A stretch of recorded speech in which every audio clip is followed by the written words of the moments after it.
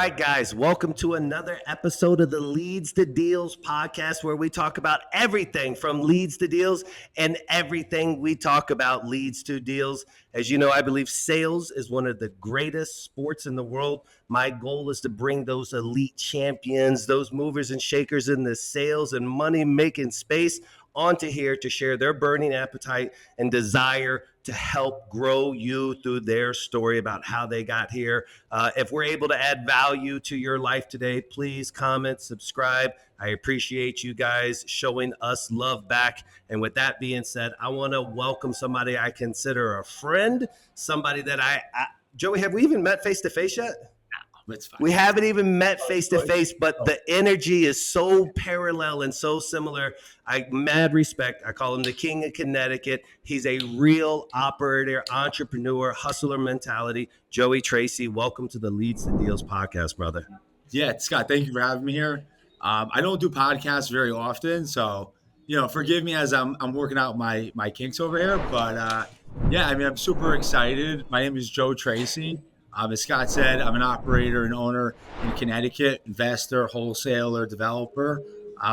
Sales also changed my life as well as Scott's, and we share a ton of similar interests. So I'm excited to share some value with the podcast. Yeah, man, a real deal entrepreneur, bro. Like ever since the first time we crossed radars, and let's be honest, we're also two bulls in a china shop. So yeah. And so, but I've watched your journey over the past, really since 4 years. Matter of fact, when I got into the space, you were one of the first guys that kind of like caught my eyes, one of the first guys that I was following.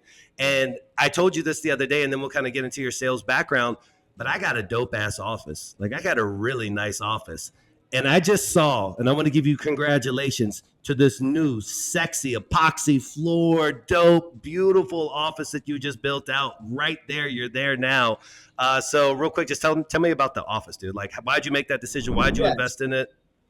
Yeah. So when you first met me, I was running that virtual model for a while. I think like everybody kind of sometimes like struggles with what they really want from life. And I think like, when you can only go as far as your level of leadership, right? Yep. So I think when you're like super young, starting a business, you're nervous because you don't really like know how to lead people. It's not like a skill that you just like know, right? You have to learn it. So when I first started, not when I first started, but when I started kind of getting some trajectory, I decided to do the virtual route. And I had some fantastic virtual employees that, I still have relationships with today. And I ran the virtual model for a while. It was nice. Obviously, eventually did the in-person model.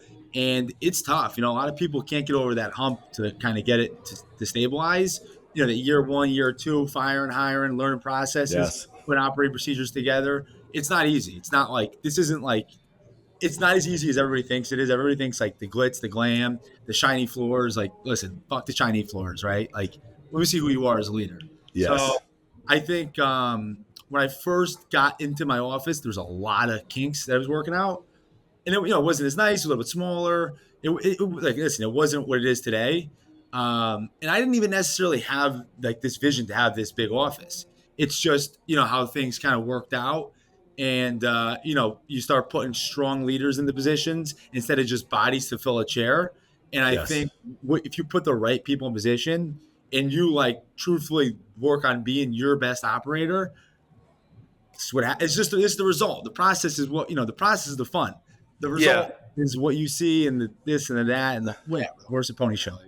I'm going to give you, though, more flowers than you're trying to give your damn self. It's a super dope office, but it's a reflection of you, brother.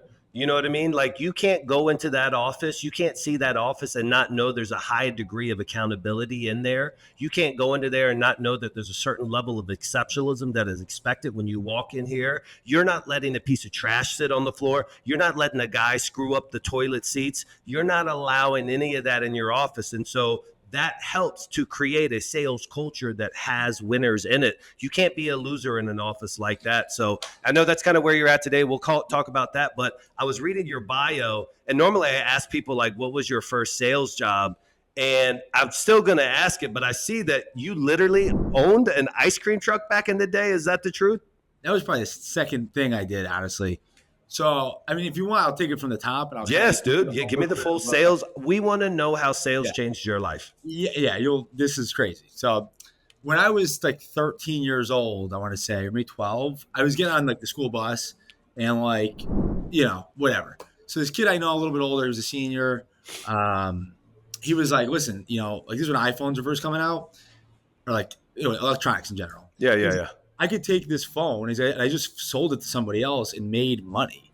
I was like, what? Like you could take something, sell it, and make money? What are you talking about? Yeah. Well, the next day I put ads on Craigslist buying iPhones. Like I don't even know how I like came up with this funnel to get people to call me. Yes.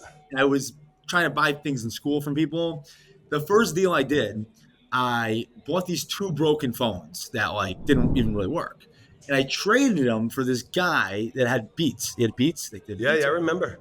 but they had the receipt in the box. So I paid like $30 for these broken phones, traded them for these Beats. And like I remember, like I was like a little kid, spiked hair. And my Yeah, mom was yeah. taking me to Best Buy, and I returned the Beats. I just brought them back to the store for $300, right? For $350 like that, because they gave me the tax though. And I'm like counting it, I'm like smiling. My mom's like, what just happened? Yes. And I was like that's kind of how I started that. Like I was buying phones, shoes, like I would literally have statuses when I was 13, buying everything. Like whatever you have, I'm gonna buy. I don't even like I didn't really like even I just had the idea of buying something and selling it. So I realized that's like what I like to do is buy things and sell them because I kind of suck at everything else. Like I can't Yeah. even train. I don't do my laundry. I don't know how to cook.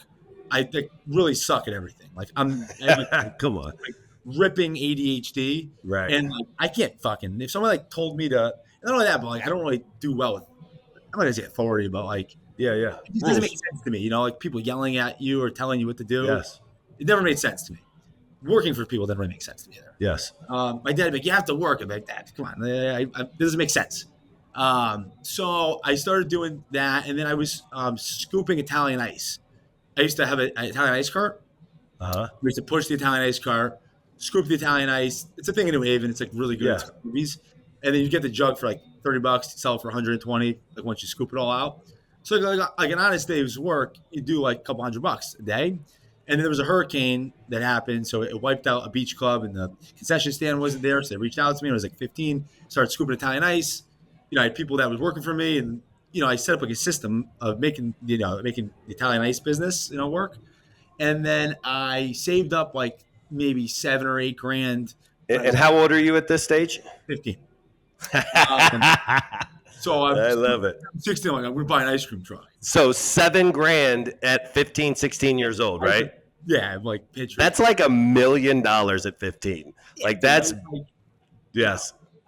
All ones. So like Yeah, of course. This is what I was like, and I'm not from a town where like people have money. Like, I'm Yeah, not of course. From, high class area. My dad didn't graduate 5th grade, probably. I didn't graduate high school. I mean, I graduated high school, but I didn't graduate college. Right. So, I mean, my dad was a hustler though. My dad, we were in the bail bonds business before this, so Makes sense. He was in the bail bonds business was in it as well. But so, anyways, fast forward, I buy an ice cream truck at 16. By 16 years old, junior year in high school, going into my senior year, I'm running an ice cream business, and like the teachers are yelling at me, and I'm like, listen, like I'm a grown man at this point. Like I'm running a business. So I did that, and then I was like, obviously, like, what is the biggest thing you could flip? Smart. Houses, right? Smart. If I had a different idea, Yeah. maybe I would have did something else. But it just, I didn't like. I don't. Houses aren't really emotional to me. Yep. It's just money. So I mean, I like it. Obviously, everybody needs a place to live, but like, it's not really emotional to me. So yeah, I started. I got a real estate license when I was 21. I was doing bail bonds. Wow. So I was doing bail bonds, bounty hunting. I was like picking people up. Like I'm like, Dad, I can't live like this. I can't. And dealing with the scourge of the earth, though, right? Dude, I have like people that I call my family that are they're like family members to me, and like people that and like I could only do what I could do from my experiences. Yeah. If I didn't have these experiences, like I just went to not in a great area, like knocked on the door. I'm like, shooting the shit with the lady. She had a pit bull barking. I'm like, listen, I'm able to like come to common grounds with people because we're people. Yes. People do business with who? People that they know, like, and trust. So, Exactly. you know, I think having that edge, like, being able to, speed it up, slow it down, to get that common ground is important. So, Real quick, let me ask you on that, man. A guy like you who's obviously got the hustle muscle. You yeah, got the extreme like desire to buy things and flip things, yeah. and you didn't come what sounds like from like a crazy like wealthy area or anything along those lines. How did you avoid falling into the sling and drugs trap? Oh, no, dude, I'm smart.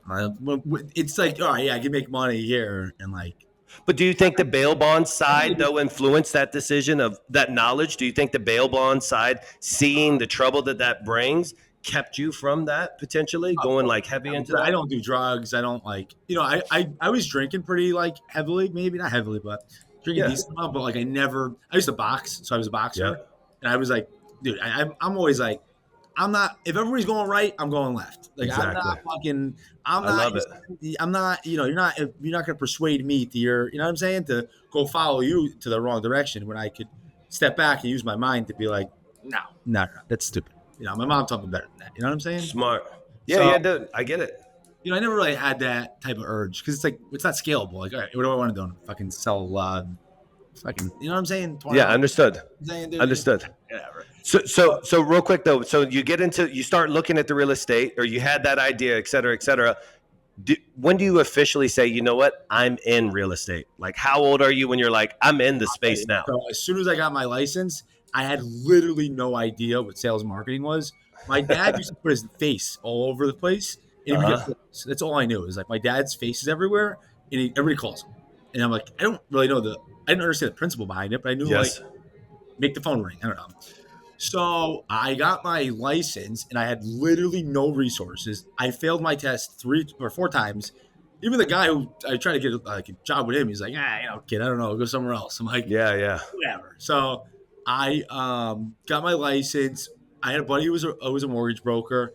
He like sent me this referral, which I'm so grateful for. That was Yeah. like the lady was approved for $120,000 to buy a single family house. Well, like the median price is like $300,000. Yeah. So like she was under contract within 3 days because I'm gonna find this lady a house because I'm gonna do it. Found her a house. No idea what I'm doing. She had no idea that it was my first transaction. I got through it, and that was my first deal. It wasn't a big check, but You broke the ice, baby. it started the motion. You use a little bit. Yeah. Of motion. You Yeah. put your hands in your pocket. You know what I'm saying? You gotta make some motion. So that started that. I did the retail gig for a while. So you And started retail real estate. Let real quick for this first lady. How long did it take you to get that first deal? 3 From the days. moment you got Okay, bam, I love it. First showing. Yeah, yeah. What about you for in the beginning of these beginning years? Did you have an actual sales mentor? Have you had like your first sales mentor? Yeah, I'll kind of get into that because like obviously that goes to like education and like I didn't understand that. At this point I'm a 21-year-old kid who's full of piss and vinegar. I'm Sure. not I don't even I'm go mode. I'm not like I didn't take the time at that point to start like reading books and like doing any type of self improvement. Yes. I'm just like Balls actually to the wall. I used to make these videos, right? I'd be like, hey, my name is Joe Tracey, and I'm thinking about you. That was the catch line.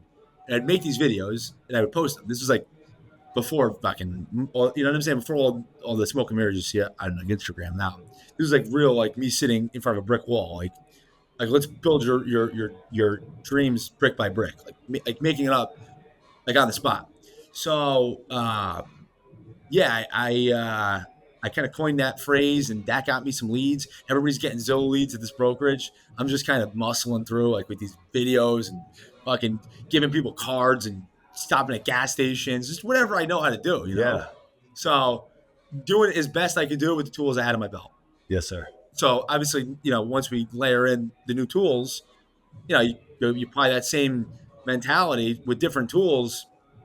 Now we're building. Now we're doing. Now we're working. You know what I'm saying? Come on, give me the. put that rake down, bringing that, you know what I'm saying? So, but yeah, so I was doing retail for a while. Listen, like retail is not fun, but I think people should do it because like I use a lot of like I use a lot of my knowledge from like what a consumer's looking at and how I'm analyzing stuff, which I think separates me a lot too as an operator. Because like, I see these kids that learn wholesaling, they learn it on the computer, they do the theory of wholesaling. And I'm not saying that I'm better than them. I'm just saying that my experiences are just I think I'm a little bit more.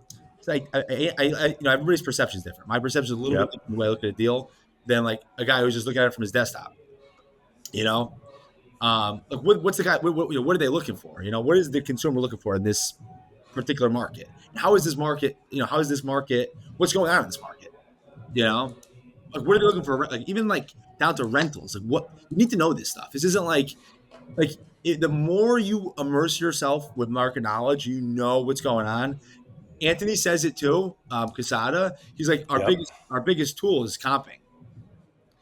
It really is like immersing yourself and knowing your territory, what like knowing your market, knowing your asset class. That's power. That's how you. That's how you like take a deal. It's not a deal and turn it into a deal. That's how you take a deal. Yep. It's $15,000 rip and turn it to a $70,000 rip, and everybody's still happy. You know what I'm saying? So, um, I think I get a little jumbo brain sometimes, but Well, you're on the right path, man, because real quick, let me just add some insights to it. I see guys who are in even your market or they want to go virtual into your market well, they and see how they we don't. market and they're like, "Oh, Joe's doing over there. Let's fucking do exactly what he's doing." Which Well, happens a your lot. market is one of my favorite markets on the Eastern Seaboard. Like for sure is one of my favorite I just markets cut, out there. I love the cut that part out, Scott. yeah, yeah. I love the price point, Yeah, but I can tell you that the guys who are successful in your market are local in your market.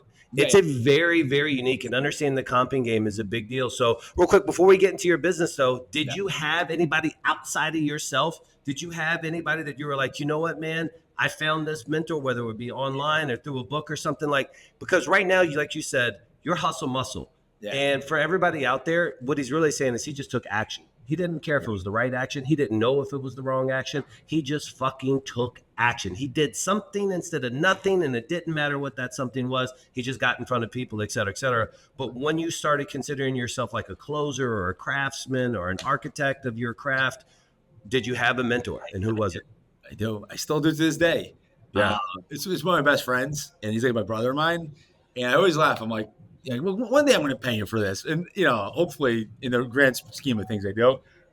I don't think a best mentor is necessarily free. In Yep. my instance, it was free because I listen. I don't listen to like everybody. Like I listen to Yep. everybody, but I don't listen to like really listen to advice unless it's somebody that I really would like.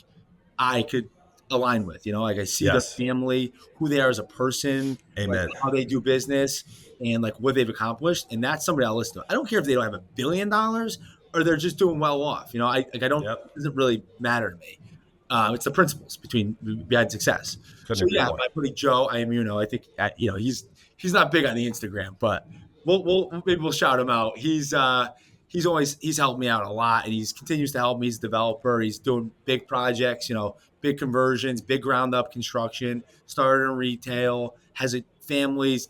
One of his kids is a All American wrestler. Full ride to Nice. college. Is just a phenomenal father. Just is a good guy that keeps me grounded and gives me good advice. So huge leg up right there. You need to have somebody that's because when you're young, you just don't know it. You just don't know Yeah. anything. Even when you're old, you don't know anything. But Yeah, I couldn't agree more, man. I had very similar background as you. Like, I didn't go to college. I graduated high school just because it was so easy, and the school was that shitty that like anybody would graduate. You had to be a moron to not show up because everybody was going to get a pass. And I didn't go to college. I applied to one just because it had converted. It used to be an all women school, and it had just converted to accepting dudes. So it was like a 90-10 ratio, and I was like, let me slide up in here. I got rejected. But I got my first sales job. But I did have some guys at a timeshare resort was my first sales job. And I had some guys that really kind of poured into me, my man, and taught me the ropes of like communication and how to build value and how to do a takeaway and how to go through all these processes. And in my head, when I first got into this industry, I thought everybody had to have had some type of like high ticket, like sales background. But then I met a lot of really talented people like yourself with love who like were just, they taught themselves the fucking ropes, or they always have some other discipline. Like the fact that you also used to box, the fact that you stayed away from all these other types of things. Like I'm reading a book right now, Discipline is the Way or something. And it's a super fire. It's like I see guys like you, man, and I just know that your tactics are built on like this discipline that you're putting yourself through by showing up all the fucking time, by mastering the local market, by getting out there, getting the reps, Not et cetera, sexy. et cetera. It's not sexy, but it works. It's not. It works. You know, it's not the Lamborghini in the driveway and the fucking this. You know, it's just simple tactics and simple strategy that is effective. So let's talk about the strategies, because a lot of our followers are in the REI space. Yeah. So for you, let's kind of talk about your business today. Are you guys mainly single family? Are you guys commercial? What are you doing in your business today? So truthfully, I love commercial. We do a lot of commercial, multifamily, mixed use, industrial. You know, we do a lot of commercial. I like the 2 to 4 family market right now. Honestly, I do like it, just because like people need a place to live. They can't afford houses, and you could sell it to an end user for more money than obviously investors are going to take it for. You always have that second, exit strategy with Yes. you analyze it, based off of the return. So I like that 2 to 4 family area. I do. I hate to say it, but I do like it. We do the rips, on the bigger apartment buildings, and I buy apartment buildings, and I'll take a single family as well. I do a ton of single families, and I'm kind of a fee junkie. I think we're all fee junkies, and I will take pretty much anything. So I'll take anything, but I try to like try to stick it in like the 2 to 4 family range, and then obviously we have our commercial division, and we have some flips. So I don't know. I think we'll take. You do it all. You're a man of many tricks. There's But ways to do it, though. There's ways to do it. Like, Yeah. I'm smart about it. Like, we're not running all single family marketing. I have a lot of good wholesalers that bring us deals as well. And I leverage that third part of business, which is, number of times you transact with somebody, which is that JV relationship, like aspect, that JV relationship that you're transacting with every month. He's sending you one, you're sending him one. That's a big part of business, as well as obviously average deal size and number of transactions. That's a big metric. So let's talk about this JV part, because I think there's a lot of people who live in a shell and they don't really want to play well with others in their market, and they miss a big opportunity. It's so stupid, right? Their ego gets in front of their wallet. But are you guys trading deals sometimes for buyers? Like, hey, listen, I couldn't find a buyer, or they're sending you deals exclusively for you to take down, or how's that working? Well, send me whatever you got. I'd love to. Let me look at it. If it's in my market, I know like I have I also have a couple layers in there where we have agents, we have retail, mining going on, where we're like seeing who's like, there's a lot, like we're pretty intricate and dialed in on how we're like sourcing who we're selling to and who's going to pay the most, leaving meat on the bone, but not too much, or not at all. I mean, we're in the game making money. We're not in the, we're not in this for we're in for to make money. So you want to try to obviously get that end user is going to pay the most money. So we have a lot of those. I will buy a lot of that stuff. If there are instances that we can't move a deal, we will obviously work with others. I don't like that. Like if I could take a deal that wasn't a deal and turn it into a deal, that's a huge like obstacle to overcome, because you're taking what's not there and making it something. So that's big for me. I like when we're able to take deals that weren't deals and make them deals. Also, if we can make them, make more money. Fatter deals. Yeah, make it a little bit fatter, chunkier. Yeah, don't just reach out to Joey if you couldn't find a buyer or couldn't find a way to move it. Reach out to him if you want to maximize the deal size. That's the thing. I will buy the contract for people too. I don't even say. I literally will go. How many times I buy assignments from people where I just give them money. I'm like, give me the contract, give me the guy's name, information, and let me do the rest. Because like, I'm not gonna say you're gonna fuck it up, but you're not gonna do. You're like pussyfooting around. You know what I'm saying? Like, you want to be nice to people, but you don't want to get pimped. And like, people are not. Of course, the sellers are not like you have to understand where they are, where they are in this situation. You know what I'm saying? Like some of these people are trying to literally pull the rug over your head, and you're leaving 10, 15, 20, 30, $40,000 in the deal because you're like scared. Yeah. For people that aren't too familiar with this industry, it's crazy the amount of lies that you have to go through to make some money in this space because the sellers are lying, the buyers are lying. I mean, everybody's trying to nickel and dime, and you're just there dancing between them both, right there, just trying to pull everything together Listen, and just take that I'm jumping bridge. in the party too. You know what I'm saying? Yeah, exactly. We're not, we're not, like I said, listen, I have a set of skills that I'm good at, and I'm going to put them to my highest and best use in this situation. Yeah. When you first got into this side of the space, because we heard the realtor, but obviously you positioned yourself and moved into the wholesaler side. Yeah. And actually, I got my first deal because a guy was going to jail and he had a house. I'm like, oh, it's a pretty cheap house. I can get it before he goes to jail. Got it. Flipped it for $3,000. I was like, wait, that was easy. And then when I first started, you were doing ringless voicemail campaigns. Yep. So that's what we do. We use Data Zap, which is like literally, it's like better off just guessing a number. And then Yeah. and you run it through a ringless voicemail, and I'd sit in a coffee shop, and no bullshit, my phone would just fucking ring, and you're taking a pen because there's no systems, and you're writing down an address, and you're talking to the guy, you're writing the phone down, you're comping it, you're in a coffee shop, your lady's yelling at you, you're spilling coffee on you, you know what I'm saying? And by next week, I did that deal, had a $10,000 deal. And then there's a fire damage property that I drove by, and this kid that I know was like doing stuff with fire damage properties. And I'm like, yo, I got this deal, whatever. He's like, I can sell it, whatever. And like, he tried to steal the fucking deal from me. Sneaky, once a snake, always a snake. Yeah, for sure. And I got it back because he's stupid and dumb and an idiot. Yep. And he's stupid. So I got the deal back because he's dumb. And I was able to make another $15,000 because he's an idiot. And don't try to steal deals. Like that is the stupidest thing you could do. It's the most short-sighted thing that you could possibly do. You are dumb. You're dumb. Yep. If he brings you something with a bow and a ribbon, be tactful with the guy who brought it to you. Negotiate, play good business, but don't be a creep. It's my only. That's a big no. It's principle. I live by principles, and that's a big principle. I don't like what it's done to me. I don't do it to others. Yep. Play nice in the sandbox. Listen, I might give you a haircut to your face. I'm not going to try to take the deal from my back. Yeah, exactly. It's a limiting mindset. When you start, so your first deal, obviously you drove by. The other one was the jail. Once you started doing marketing though yourself, like what were you doing in the beginning? And then if that's different than what you would recommend somebody who's starting out today. Well, the cold calling, cold calling was just coming out. It was very new. I mean, it was just coming out, but it wasn't like it is today. Yep.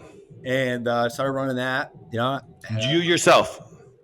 Yeah, Fuck yeah. Of course. I mean, I had VAs calling. But I mean, but the very first time you went on the phones yourself. Oh, dude, I still call every day. Of course. If I have time, I call. Dude, my phone doesn't stop ringing. I'm like a maniac all day, but yes, I'll call. I'll call. So a deal that kind of transcended me actually came from a podcast. Was that a podcast? Nice. And I literally was like, I don't want to go to this podcast right now because I have a lot of shit to do. But something tells me if I go to this podcast, there's going to be something there. And I wound up grabbing a 52-unit package from this girl. She made a ton of money. I made a ton of money. And my account went from like 5,000, 10, to now we're like 180, 200. And if I can make money at fucking, dude, I was buying billboards. I had billboards and I had no money in my pocket. My money, all of it, was in a billboard that didn't even work. Yep. Because I put my money in myself. So we talk about the mentorships. Like I first met Scott and Alex too. What did I do? Boom. Here's some money. Here's a mentorship. Let's play ball. And you have to be willing to stroke that check. Close the eyes and write the check, as I like to say. Yeah, dude, I dig it a lot.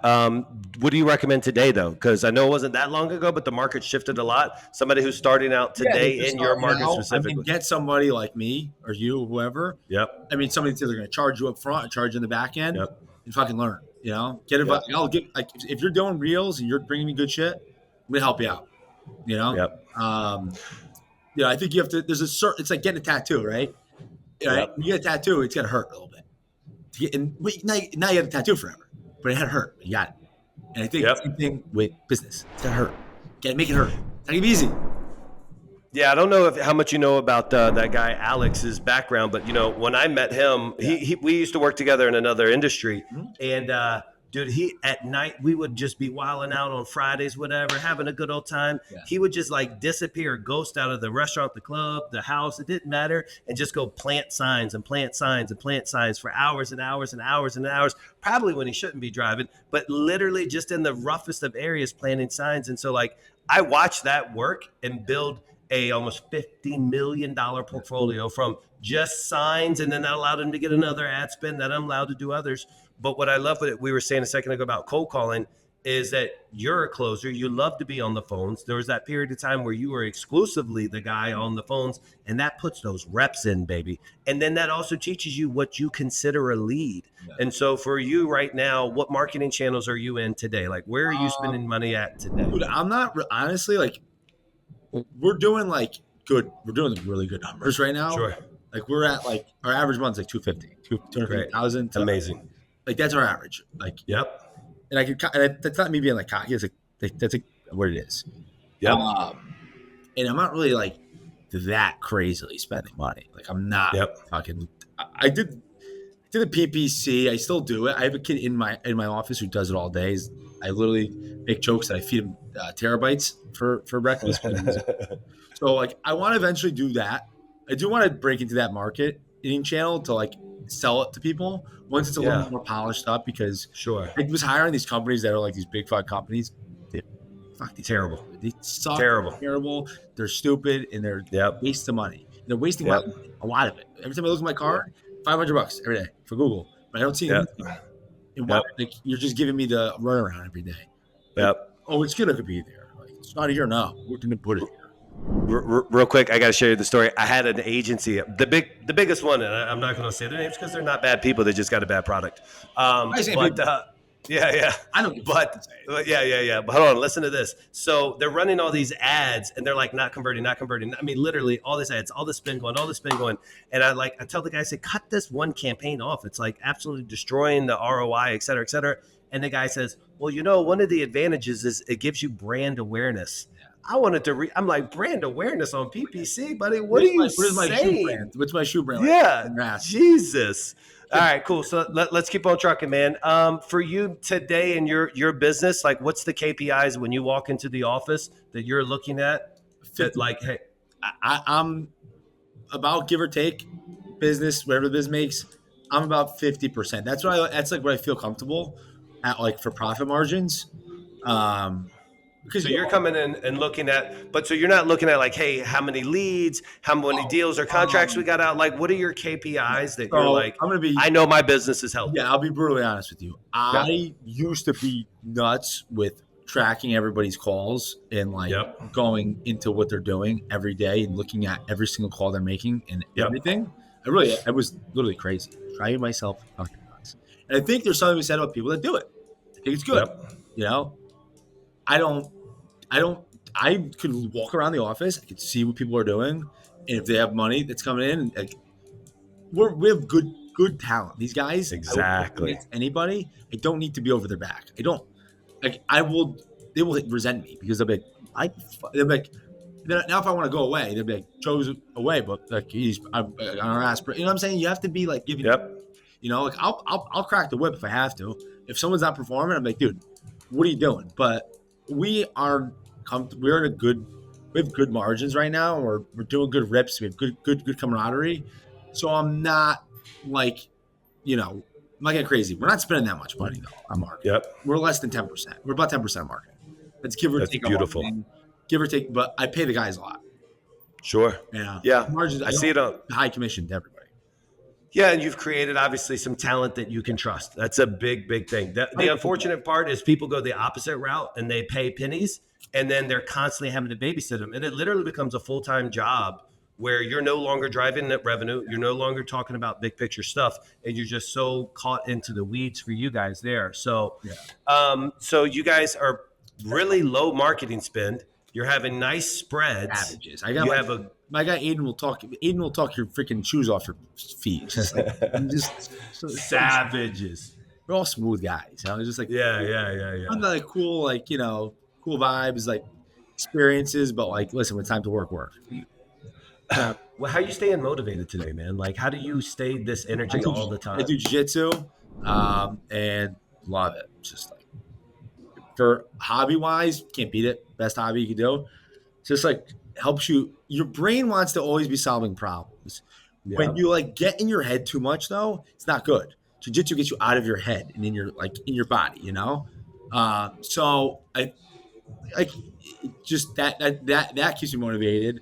I just have a chip in my shoulder, dude. I always had a chip in my shoulder. Just like I got that chip in my shoulder.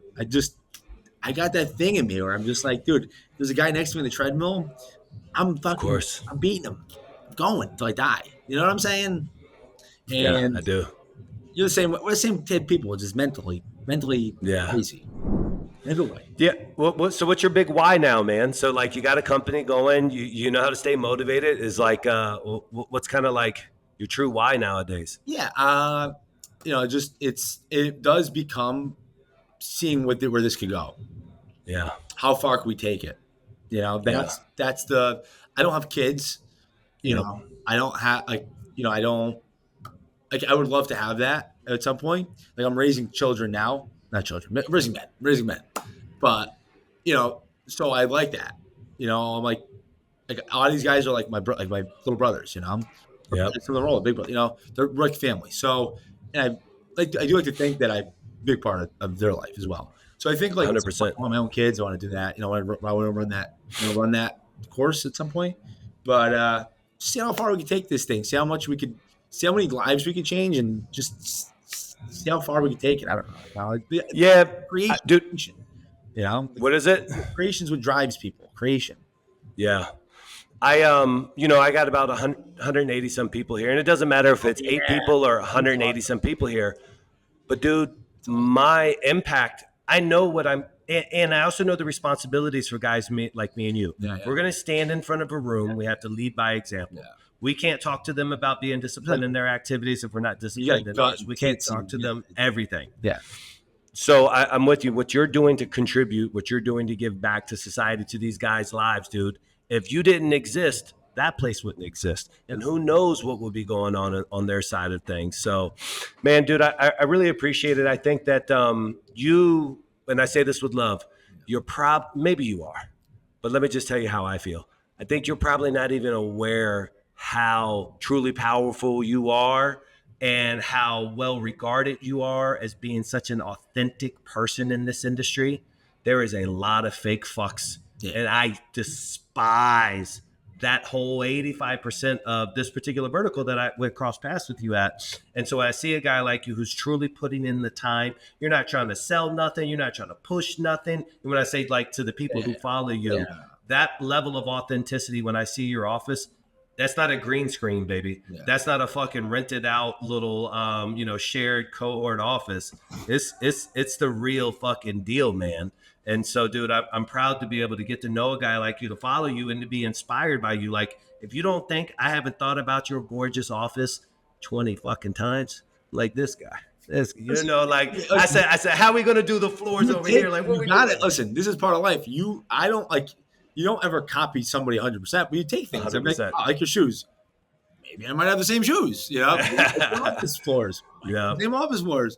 I mean, you see what you like and you put it where it's got to go. But I do agree with you a lot about people and like like. I try not to give it any attention. I tried to do like the content and stuff, dude. For some reason, I was just like, this isn't me. I don't feel like this is really. I'm trying to do it, but it's like almost. But it's better when you don't try to like make something that's not reach. When it's like just organic, and that's why I'm trying to like. I love doing these podcasts. You gain some people on here. You meet some friends.